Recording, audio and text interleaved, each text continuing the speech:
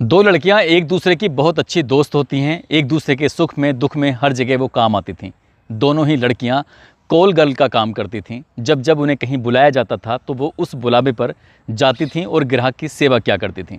एक दिन एक लड़की को बुलाया जाता है क्योंकि वो लड़की हमेशा ही उस ग्राहक के पास जाती थी, लेकिन उस दिन उसकी तबीयत ख़राब होती है, वो परेशान होती है। तब अपनी सहेली से कहती है कि आज मैं अपने ग्राहक के पास नहीं जा सकती हूँ, इसलिए मेरी जगह वहाँ तुम्हें जाना पड़ेगा। तुम वहाँ जाना, उसकी अच्छी से सेवा करना, किसी भी तरह की कोई शिकायत नहीं मिलनी चाहिए। बात क्योंकि सहेली की थी तो इसलिए सहेली ने इस मामले को बड़ी गंभीरता से लिया। वो वहाँ जाती है, वहाँ जाने के बाद जो सेवा करती है उसके बदले में उसे अच्छी खासी रकम मिलती है। उसे इस बात का बिल्कुल भी अंदाज़ा नहीं था कि जिस काम के लिए वो आई है उसके लिए उसको ज़्यादा पैसे मिल रहे हैं। इसलिए फिर उसने उसकी ऐसी सेवा की कि अपनी ही सहेली का पत्ता साफ़ कर दिया।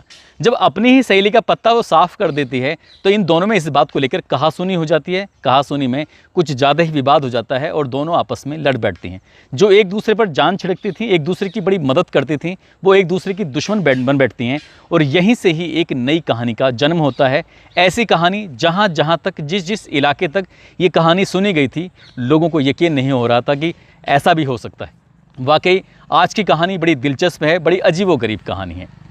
आज की जो सच्ची घटना मैं आपको सुनाने जा रहा हूँ, ये सच्ची घटना है उत्तराखंड प्रदेश का एक ज़िला है उधम सिंह नगर, और उधम सिंह नगर ज़िले का ही एक शहर लगता है काशीपुर। दरअसल काशीपुर क्षेत्र का एक थाना है, ITI थाना क्षेत्र। वहाँ का रहने वाला एक व्यक्ति, एक महिला जो कि श्यामपुर की रहने वाली है, उसको व्हाट्सएप पर कॉल करता है। कॉल करने के बाद कहता है कि आज मैडम मस्ती करने का बहुत मन कर रहा है, मैं चाहता हूं कि आप मेरे पास एक लड़की भेज दो। जब लड़की की डिमांड की जाती है, एक कॉल गर्ल की डिमांड की जाती है, तो उसको लेकर वो महिला पहले तो उसकी तस्दीक करती है कि ये जो व्यक्ति है सही भी है या फिर वैसे ही है। उसने कहा कि तुम्हें कुछ पैसे एडवांस भी देने पड़ेंगे। बात जब एडवांस के पैसों की आती है तो वो लड़का कहता है मुझे कोई दिक्कत नहीं, कोई ऐतराज़ नहीं है, लेकिन पैसे मैं तभी दूंगा जब मुझे दिखाओगी कि आप किस तरह की लड़की भेजना चाहती हो।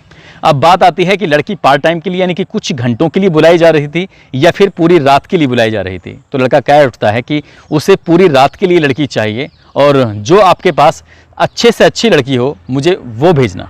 जब ये अच्छी से अच्छी लड़की भेजने की बात आती है तब वो कहती है ठीक है, लेकिन इसके लिए चार्ज ज़्यादा लगेगा। चार्ज ज़्यादा वाली बात भी थी। उसने कहा मैं तैयार हूँ। इसके लिए व्हाट्सएप पर उसको कुछ लड़कियों के फ़ोटोग्राफ्स भेजे जाते हैं और उन फ़ोटोग्राफ्स में से कोई भी एक सुंदर लड़की को उसे सेलेक्ट करना था, छांटना था। जिस लड़की पर वो हाथ रखेगा उसी के बाद उसको रकम बताई जाएगी कि इसके कितने रुपए हैं।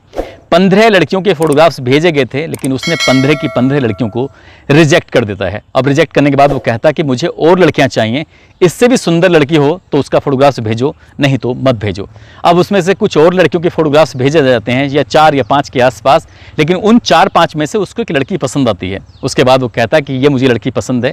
अब जो रकम तय हुई थी, रकम तय के बाद आधी धनराशि उसको एडवांस में देनी थी और वो इस बात को लेकर तैयार हो जाता है। महिला को दिए गए फ़ोन पे या पेटीएम वगैरह पर उसने उसकी आधी रकम दे देता है। उसके बाद एक रास्ता बताया जाता है, एक जगह बताई जाती है कि आपको फला जगह उस होटल में इस नंबर पर पहुंचना है, और बताए हुए रास्ते के हिसाब से ही जो महिला थी उसकी या कॉल गर्ल थी वो उस रास्ते पर पहुंच जाती है।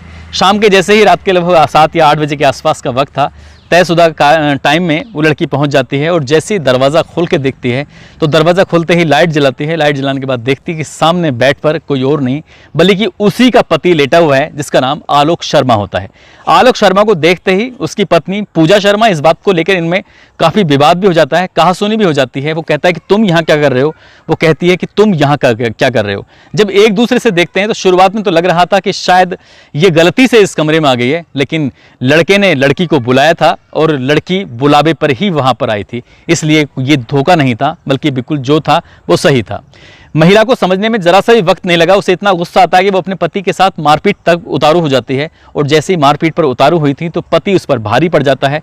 वो अपनी पत्नी को वहां पर पीटना शुरू कर देता है।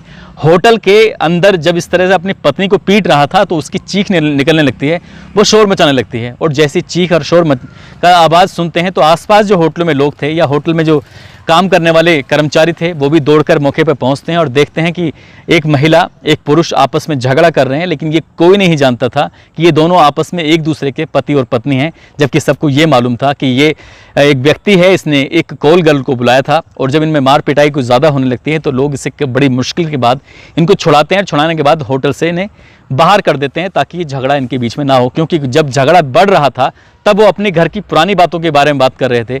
महिला अपने पति पर ही कई तरह के लांछन लगा रही थी और पति अपनी पत्नी पर कई तरह के लांछन लगा रहा था। वो कह रहा था कि मैंने आज तुम्हें रंगे हाथों पकड़ ही लिया। जब लोग ये बात सुन रहे थे उन्हें लग रहा था कि ये घर का झगड़ा है जो बाहर होटल में आ चुका है।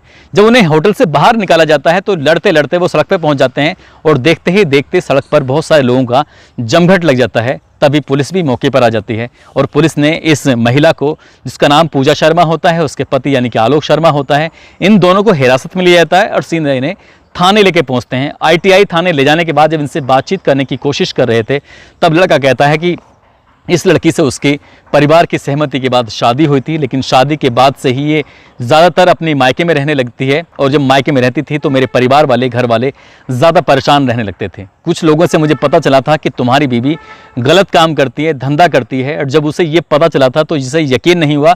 उसने अपनी पत्नी से जब ये बात पूछी थी तो पत्नी ने बेवजह लड़ाई करना शुरू कर दिया, झगड़ा करना शुरू कर दिया, और जब झगड़ा होता है तो इसी बात को लेकर इन दोनों के बीच में लगातार विवाद होने लगता है। 2-3 साल पहले शादी हुई थी, लेकिन शादी ज़्यादा दिन टिक नहीं पाती। कुछ ही दिनों में, कुछ ही महीनों में ये शादी टूटने की कगार पर जाती है और महिला ज़्यादातर वक्त अपने मायके में रहने लगती है और उसे ससुराल वालों से कोई ज़्यादा मतलब भी नहीं होता है। अब इसी बात को देखते हुए पति अपनी पत्नी को लेकर ज़्यादा परेशान होता है, रिश्तेदारों से, दोस्तों से, सभी तरह से मदद मांगता है, लेकिन कहीं से कोई मदद नहीं मिलती। एक दिन ऐसे ही बाजार जा रहा था और बाजार जाते हुए उसको एक महिला मिलती है और वो महिला कोई और नहीं थी, वो उसी की पत्नी की सबसे खास दोस्त होती है। जैसे उसके सामने टकराता है वो बताती है कि तुम्हारी जो पत्नी है वो श्यामपुर की एक महिला के साथ धंधे वाला काम करती है, वो एक सेक्स रैकेट का एक हिस्सा है, एक सदस्य है। वो इस बात को जब सुनता है तो पति कहता है कि मुझे इस बात पर बिल्कुल भी यकीन नहीं है, भरोसा नहीं है, जो तुम कह रही हो ये बिल्कुल भी सच हो ही नहीं सकता। लेकिन वो महिला थी, वो जानती थी, क्योंकि दोनों एक दूसरे की बहुत अच्छी दोस्त थी। कभी कभी एक दूसरे की जगह वो अपने कस्टमर के पास पहुंच जाया करती थी और शायद इसीलिए उसने बड़ी पुख्ता जानकारी दी थी।